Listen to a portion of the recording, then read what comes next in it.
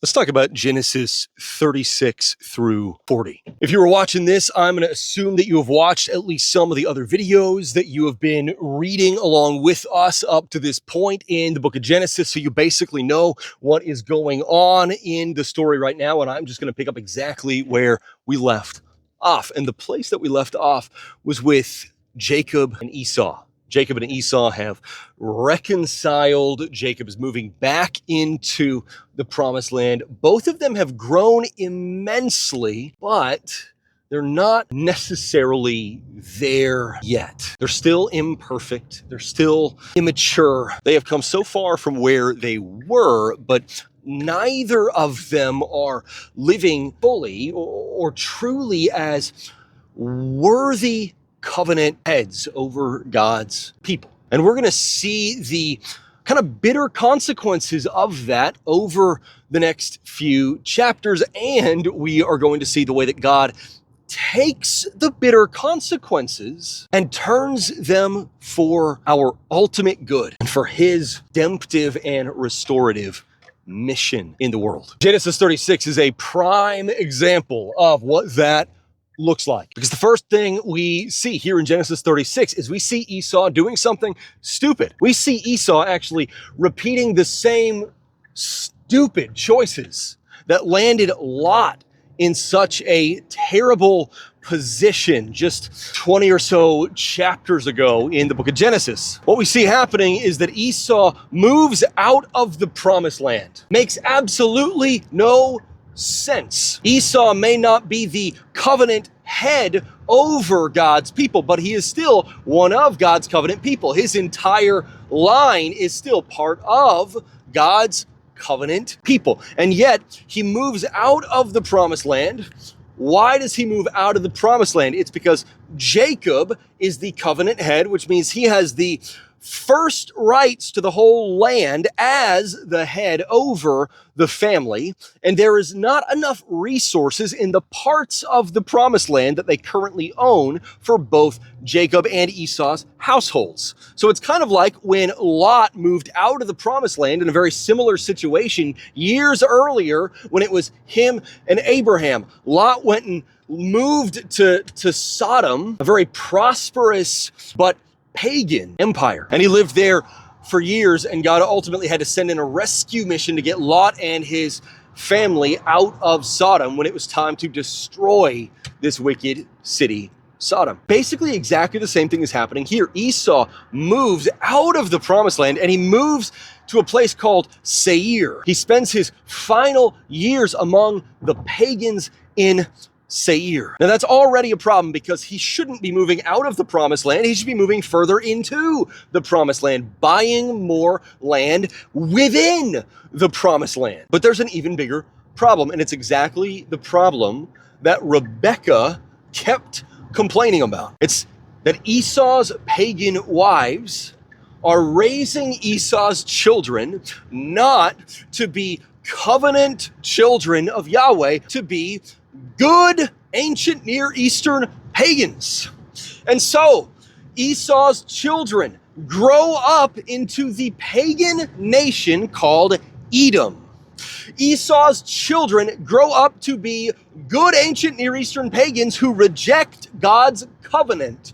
They grow up to be enemies of God's people. And we actually see that in two different ways with Esau's children. We see one branch of his family line over here growing into Edom, opposing the Israelites for years as an enemy pagan nation of the Israelites. And then we see another branch become the Amalekites. His descendant Amalek becomes the Amalekite tribe that wars constantly with Israel through the years. We are seeing the bitter fruit of Esau's catastrophically terrible choices. Now it's important, Esau himself is not the one doing this. He's made some very bad choices that have led to this. Esau has started a train he doesn't have the power to stop, so it's not that Esau himself necessarily is worshiping these false pagan gods and turning into an enemy nation against his brother's household, but his descendants are doing exactly that. Specifically, we see his descendants growing into a nation and a people who are no different from Cain's nations, no different from the pre-flood nations, no different from the Babel nation. Esau's descendants wickedly conquer this people called the Horites. Esau gets to Seir, lives out the rest of his years, and eventually his children steal the land of the Horites. They don't just live alongside them, they take their land. First, they intermarry with the Horites, which, as we've seen in earlier chapters in Genesis, is one way to kind of gradually take control over another clan's land. It's not necessarily a bad thing, but you can use it in bad ways. But they eventually move beyond intermarriage. They eventually secure the levers of power. They eventually take control of the land of the Horites. They essentially conquer the Horites in slow motion. They are living like the wicked conqueror peoples descended from Cain in the pre-flood nations in Babel and beyond. They're not living like God's covenant people. They are living like the peoples that God has destroyed again and again and again. And we see that same pattern continuing throughout chapter 36. Esau's descendants form into a kind of human monarchy with absolute power placed into the hands of a human king, even though Esau and his descendants are supposed to be part of God's covenant people. And that matters because if you are part of God's covenant, then God is your king. The Israelites have a king, and his name is Yahweh. The covenant that Abraham made with Yahweh was the covenant between a suzerain and a vassal, between a master and a servant, between a king and his people. And so Esau and his descendants already have a king. It is Yahweh, and yet Esau's descendants build a monarchical nation with a human king given absolute power. When they do this, what they are doing is rejecting God's rightful kingship in favor of human power and will. Once again, this is the Tower of Babel all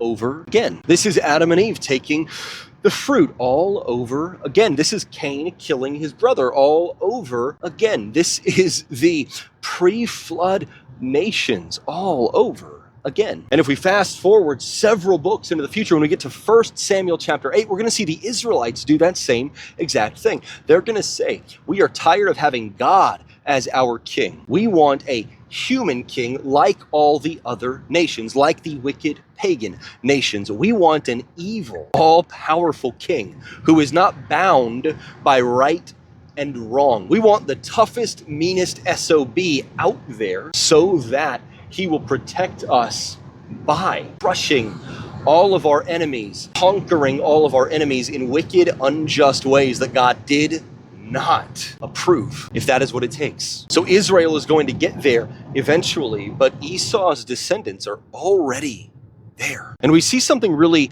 interesting throughout the course of Genesis 36. What we see is that the wicked pagan nations like Edom, like the Amalekites, and so forth, grow stronger, they grow larger, they grow faster than Israel. From a human standpoint, the wicked pagan nations are vastly more prosperous than the Israelites are at this particular point in time. Esau's descendants prosper much more quickly than Jacob and his household do, on the face of it. Why is that? It's because God's plan and purposes work slow, while wickedness often works very quickly and efficiently. Faithfulness to the Lord will not always bring you prospering in this life. Not as an individual, not as a nation, not as a church. There are so many churches that are just radically rebelling against God's will and God's ways, and yet they are thousands of people strong. There are all kinds of nations that are radically rebelling against God's will and God's ways, and yet have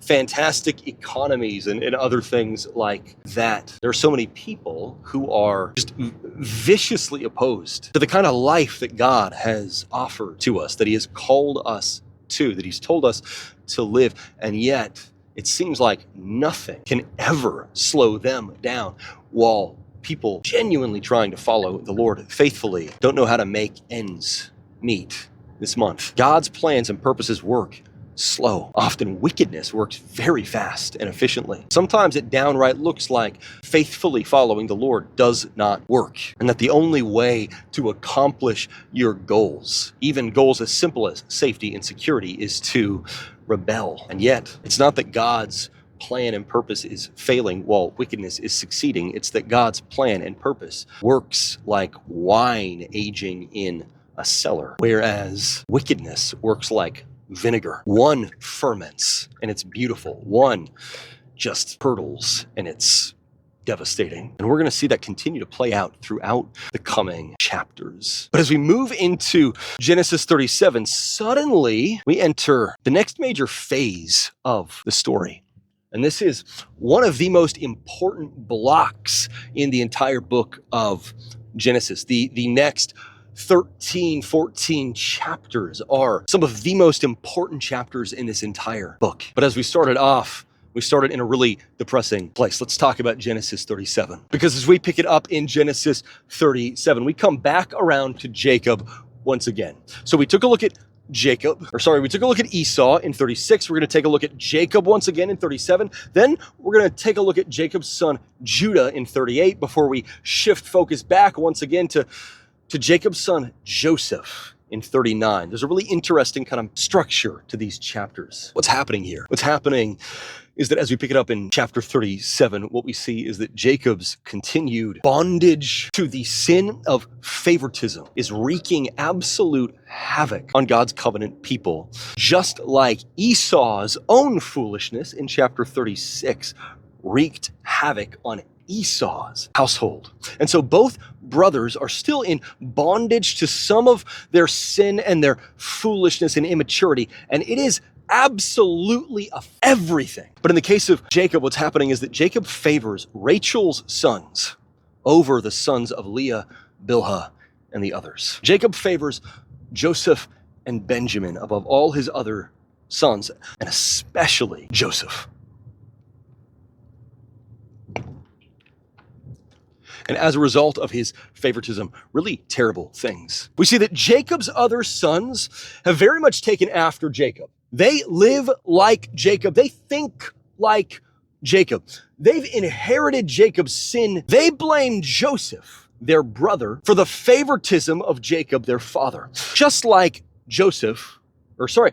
Jacob blamed Esau, his brother, for the favoritism of Isaac, his father. So Jacob has favoritism towards Joseph, just like Isaac had favoritism toward Esau. Jacob did not learn from that experience not to do that to his own sons. Kind of depressing, right? Isaac's favoritism towards Esau led Jacob in his foolishness, immaturity, and sin, stab Esau as a kind of revenge. And in the same way, Jacob's other sons mistreat Joseph because of the favoritism that Jacob has towards him, and then they ultimately backstab him in one of the most brutal ways possible. But the way it all goes down is really interesting. It's really important.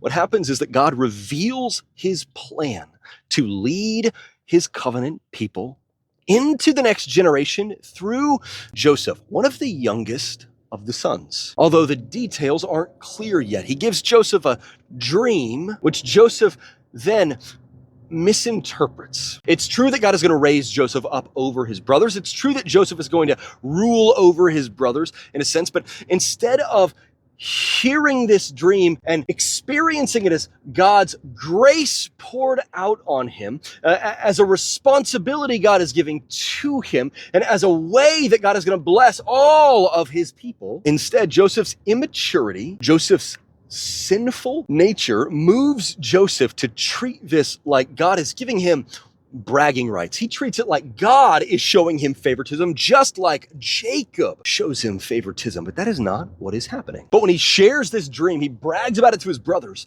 His brothers respond exactly the way that you would expect to. They respond essentially exactly the same way that Jacob responded to Esau when Isaac poured out his favoritism. And they responded the same way Esau responded to Jacob when Jacob took his birthright and his blessing as a result of Rebekah's favoritism. So they inherited kind of the worst responses of both their father and their uncle. They planned to kill Joseph out of revenge for Jacob's favoritism. They literally repeat the same kind of dirty trick Jacob does on Esau and Isaac. They get goat skin and clothing that belonged to Joseph, to the favored son, and they use it to trick Jacob into believing that Joseph is dead. And in the midst of all this, we need to really zoom in on a guy named Judah. Judah is one of the sons. He is not the oldest son, so he's not a shoe-in to be the covenant head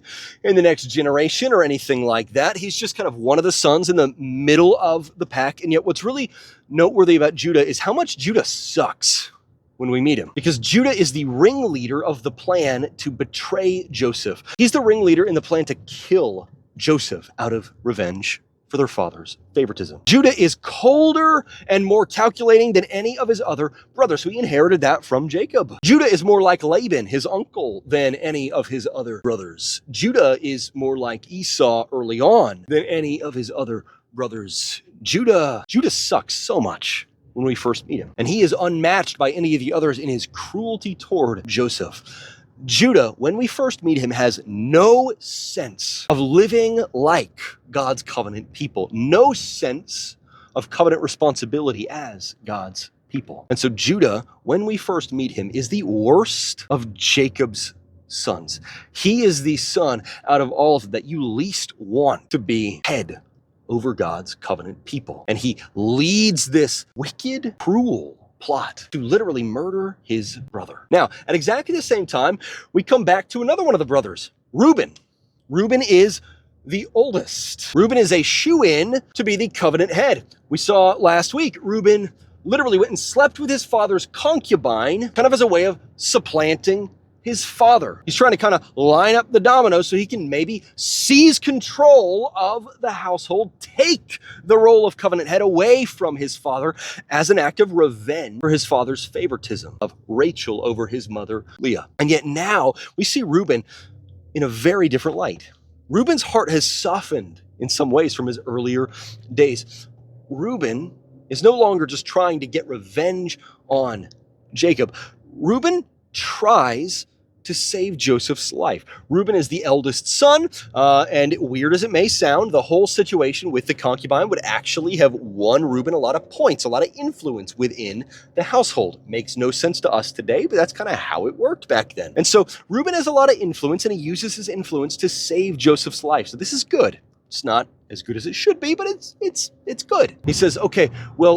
He comes back, and he's going to pull him out of the pit and bring him back to his father. He's going to protect him. But while Reuben is gone, they decide to sell Joseph to a bunch of Midianite slave traders. The Midianites are Ishmaelites. Midianites are one branch of the Ishmaelites. Ishmael, remember, was the brother of Isaac, but he was not the covenant heir. He was not the promised heir. And so Ishmael has been off wandering around, living in a very different part of the land. His descendants have been living in different parts of the land, and his descendants have splintered off into several different groups. One of those groups is the Midianites. And just like the Lord prophesied, there would be conflict between the descendants of Isaac and the descendants of Ishmael. Not all the descendants of Ishmael, but that some of Ishmael's descendants would form into nations that would wage war on the descendants of Isaac, that would enslave descendants of Isaac, and on and on. We're seeing that happen right here and right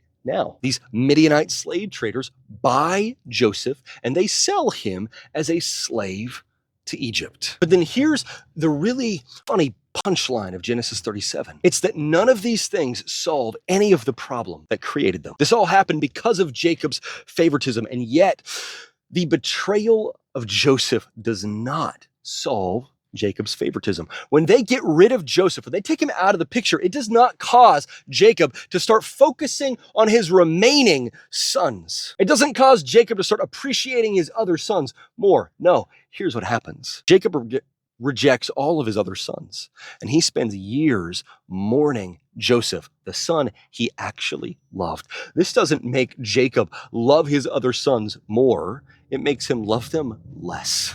It doesn't make Jacob repent of his favoritism.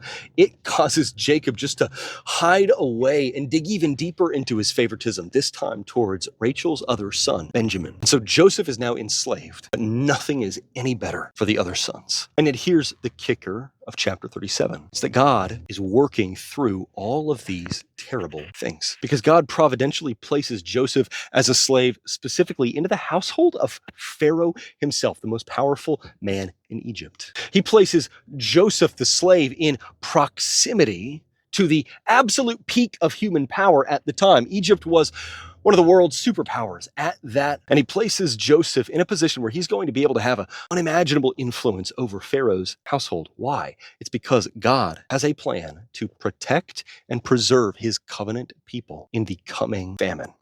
We're going to hear more about that in chapter 39. But before we can get there, we need to talk about Genesis 38.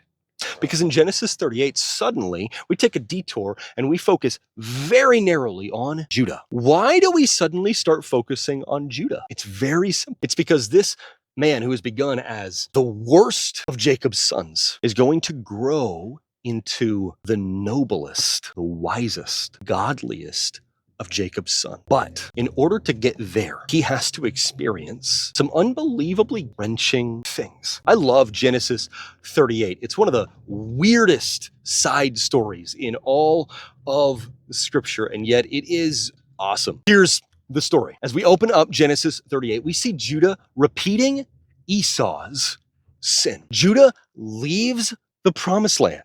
Again, why would you leave the promised land? We've been through this over and over and over. Leaving the promised land is kind of a declaration that either you have no faith in the God of Abraham to fulfill his promise to Abraham, or you don't care about God's promise to Abraham or the God of Abraham. We don't know which one it is, but neither of them are good. So Judah repeats Esau's sin. He leaves the promised land, and then he repeats another one of Esau's sins. He marries a pagan woman. What's wrong with marrying this pagan woman from this pagan land? It's that the way the ancient Near Eastern world worked, typically women were almost entirely responsible for raising the children, and that included their spiritual training. And that means that by marrying this pagan woman, Judah is giving the keys to his children's worship and spirituality over to someone who's going to raise his kids to worship false gods instead of the covenant God. And in the midst of all of this, Judah embeds himself in this pagan Canaanite culture. He has zero concern for God's covenant, God's mission, God's plan, God's purpose, God's promises. He has zero concern for the covenant responsibilities that lay on him and his brothers. And so God starts doing something really specific, and it seems really harsh to us, but it's important for us to understand what's happening. Yahweh judges Judah's two pagan sons for their wickedness. That's what's happening here. The issue here is not that God is killing Judah's sons as kind of a, revenge or punishment or something like that for what Judah is doing. What's happening is that Judah's two pagan sons are living like the wicked pagan cultures they've been raised up in. They are doing exactly what the wicked pagan cultures they belong to have taught them to do. They are living in this way that is horrifically cruel and wicked, that looks nothing like the covenant, nothing like the God of the covenant, nothing like what God created us for and has called us to. And so God pours out his righteous judgment on them. They receive the death that their wickedness deserves. So this is not arbitrary. It's really important for us to grasp this. God is giving them exactly what their sin deserves. Now, here's the thing. Normally, God doesn't immediately kill people on sight when they rebel against him. But could? God has a right. God has absolute authority as our king and judge to pour out his righteous wrath on anyone at any time who has stirred up his righteous wrath. He is not wrong to pour his wrath out on anyone. He is not wrong to judge anyone. He is the one who is right to judge. And so what God is doing to Judah's two pagan sons is what he would do at the end when they die, when they face their judgment, but instead he's doing it right here and now. He is righteously judging them, righteously cutting them down for their sin in the moment, on sight. Now, why is he doing that? It's to send a message to Judah. The message he's sending to Judah is, you have betrayed my covenant.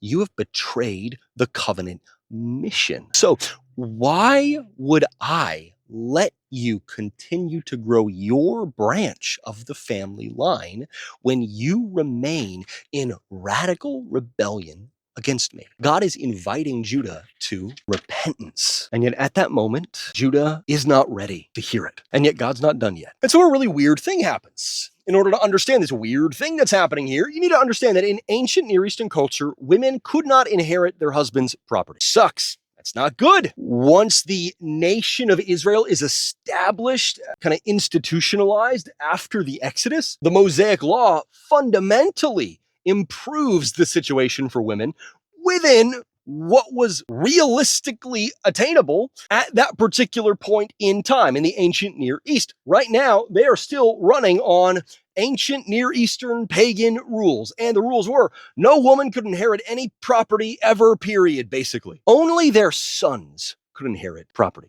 So if you were a woman and your husband died, you would lose absolutely everything that belonged to him unless you had a son, an heir, who could inherit that property, which you could then continue to live on and use and so forth. If you had a daughter, sucks. She can't inherit anything either.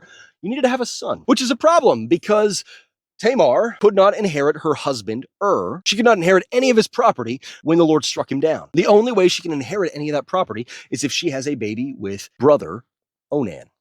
In the ancient Near East, the cultural expectation was for a brother to come provide a child for his brother's widow. That child would be kind of legally considered the heir, not of him, but of his deceased brother. So if Onan impregnates Tamar with a son, then it would be considered son from a legal standpoint, and he would inherit everything that belonged to So Tamar would be safe. The son would be considered the heir of not of Onan. Problem is, in the ancient Near East, they essentially, I don't know how to put this exactly, but they were obsessed with their own bloodline, their own household, their own family line.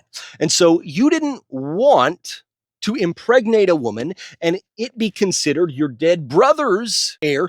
You wanted to impregnate a woman and have your own heir. You didn't want to raise somebody else's heir. You wanted to raise your own heir. So the concept of adopting children and stuff like that was almost unheard of until the Christian era.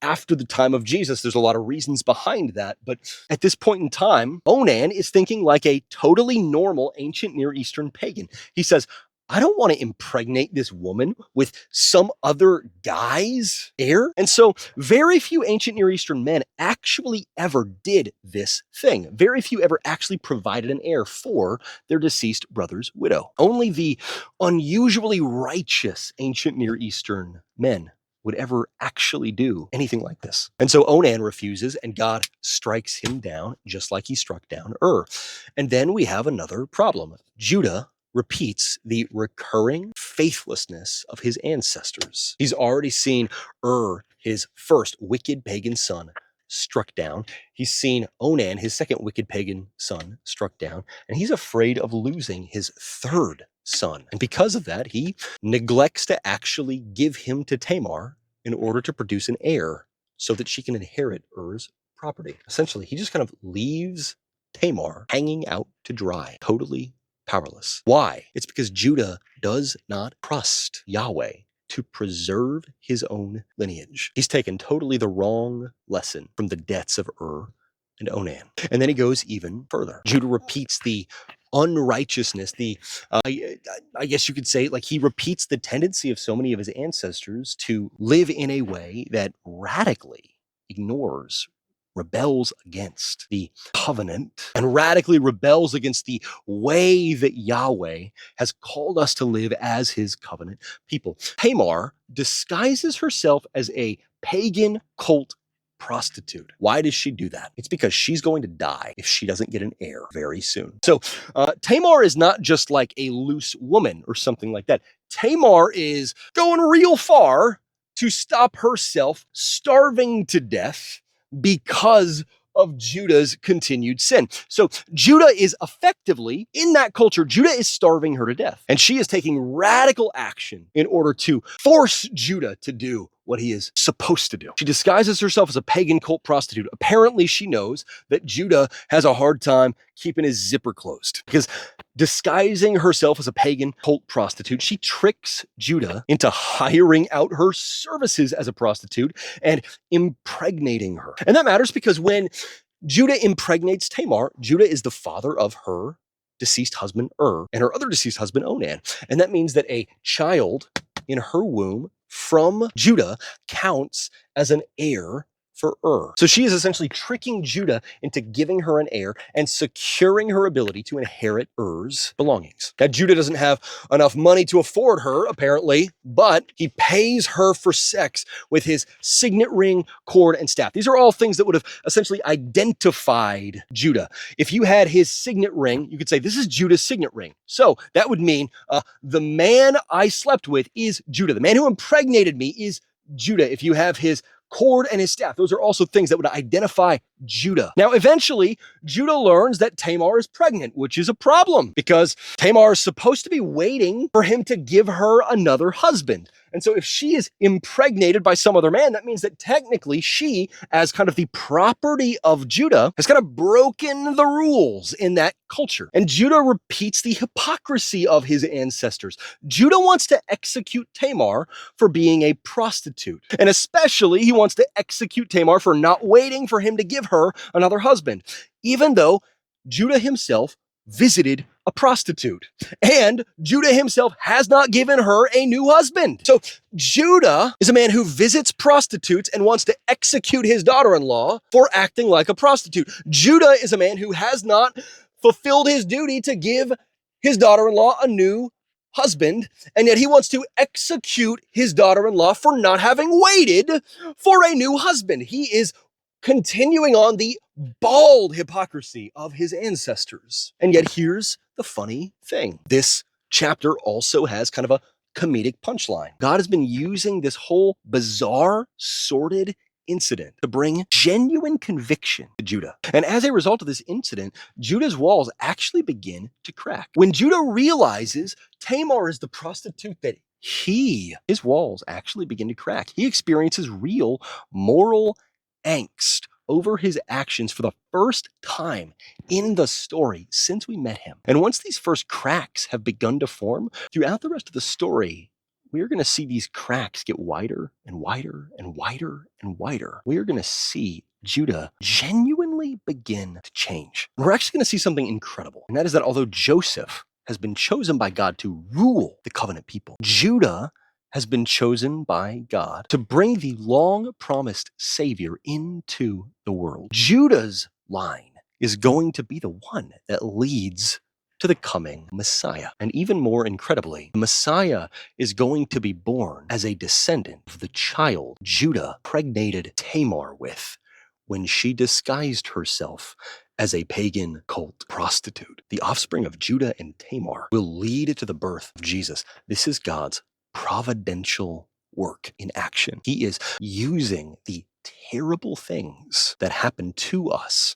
He is using the terrible things that we fall into when we rebel against him in order to bring up his good, redemptive plan and purpose. That is Genesis 38. Now, right now, Genesis 38 kind of feels like it's just sort of a random side story that interrupts the story of Joseph. But actually, we can't understand the story of Joseph without the story we just read of Judah and Tamar. And I'm going to kind of, I guess, spoil things a little bit. I hope this doesn't make the Joseph story less interesting. The story of Joseph is actually a story about Judah. Joseph is the character who gets the most screen time, I guess you could say, if you were thinking in terms of like a movie. But Joseph is still ultimately a supporting character. The protagonist here is not Joseph. The protagonist is Judah. Everything we are reading about here in the story of Joseph is ultimately about Judah. We're not going to see why in these last two chapters, but in the next video, when we talk about Genesis 41 through 45, it's going to bloom, and we'll see how all of this has ultimately been bringing us around so that we can see what God is doing in the line of Judah. But before we can do that, we need to talk about Genesis 39. So let's talk about Genesis 39. We come back to Joseph. And when we meet Joseph once again in Genesis 39, he is a little bit older. He is in the house of Potiphar. Potiphar is a rich, powerful pagan Egyptian in the household of Pharaoh. Joseph is the servant of one of the most powerful men in all of Egypt, Potiphar. And as we've seen time and time again with Abraham, with Isaac, with Jacob, now with Joseph, God has supernaturally given Joseph the favor of this pagan Egyptian master, Potiphar. He has ingratiated Joseph to Potiphar for a very specific reason. In all of this, Potiphar has given vast power to Joseph. He has made Joseph essentially the the ruler over his house, so to speak. Joseph is technically a slave, but he has an astonishing degree of power, authority, and influence as sort of the head slave over the house of this unbelievably powerful man, Potiphar. And just like we saw with Abraham and Abimelech, Isaac and Abimelech, and so on and so forth, God blesses Potiphar through Joseph. The blessing God is pouring out on Joseph, the favor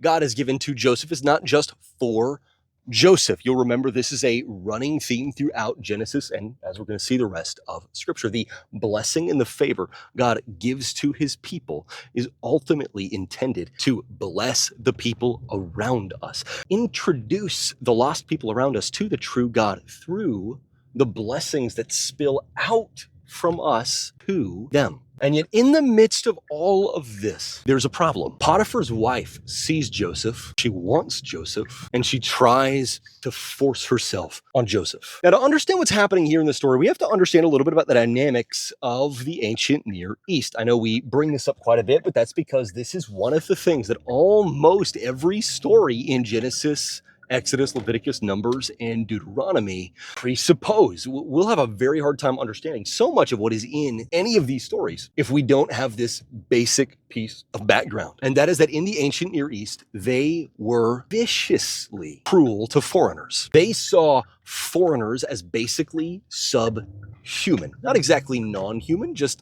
subhuman. The mindset of the ancient Near East was blood and soil. That was the ancient Near Eastern pagan mindset. Actually, ironically, today, a lot of people now, kind of in the political realm, they say, you know, we need to build our lives around blood and soil, heritage Americans, blah, blah, blah. That is the ancient pagan mindset. Ironically, Christianity is what killed the blood and soil mindset.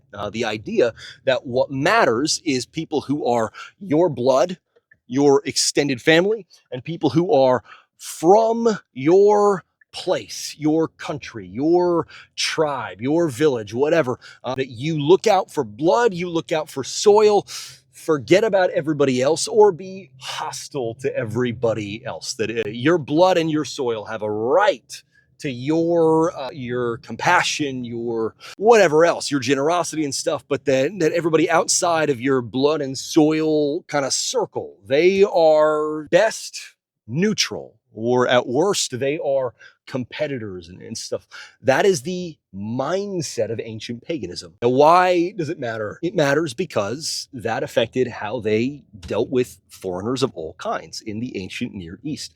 And one of the key ways that worked is it was normal to use your slaves for sex. It was totally normal for your house slave to also be a sex slave, your cooking slave to also be a sex slave, your field slave to also be a sex slave. What was not normal was for the woman to make use of one of the slaves. If you were the man of the house, kind of the male master of the house, you could forcibly have sex with any male or female slave, and they didn't see that as any kind of an issue. They just saw that as being what slaves were for. Their bodies existed to benefit you and gratify you in whatever form, whether that was productivity by working for you or pleasuring you. But women were forbidden from sleeping with anyone other than their husbands. Their husbands generally could sleep with anyone they wanted. The women could not sleep with anyone but their husbands. There was this fundamental double standard, but it was, like we've talked about, it was related to paternity. They wanted to make absolutely sure that there was no uncertainty ever about the paternity, the lineage, the bloodline, the inheritance and other things like that within households. And one of the ways that they did that was that they required women essentially to only ever have slept with one person in their whole lives, and that was their husband. So what's being done to Joseph was seen as wrong because a wife was trying to use him for sex. That's what the ancients would have seen as wrong.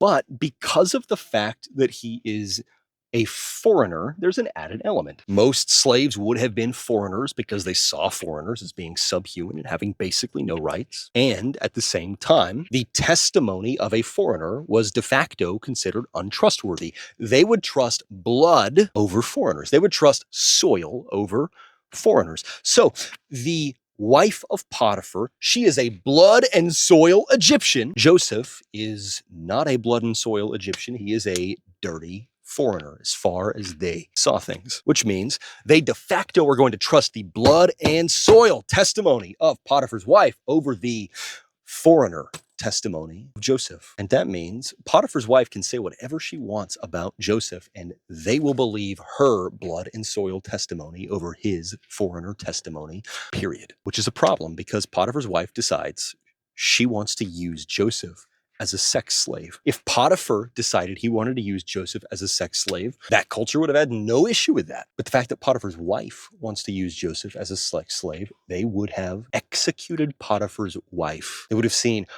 her using him as a sex slave as adultery. They would not have seen it that way if Potiphar had done it. But as a result, when Joseph rejects her advances, she now has a problem. Because if Joseph tells Potiphar that she tried to use him as a sex slave, she could be executed for adultery. And so now she essentially either A, has to own up to what she did and potentially be executed, or B, she has to throw Joseph under the bus.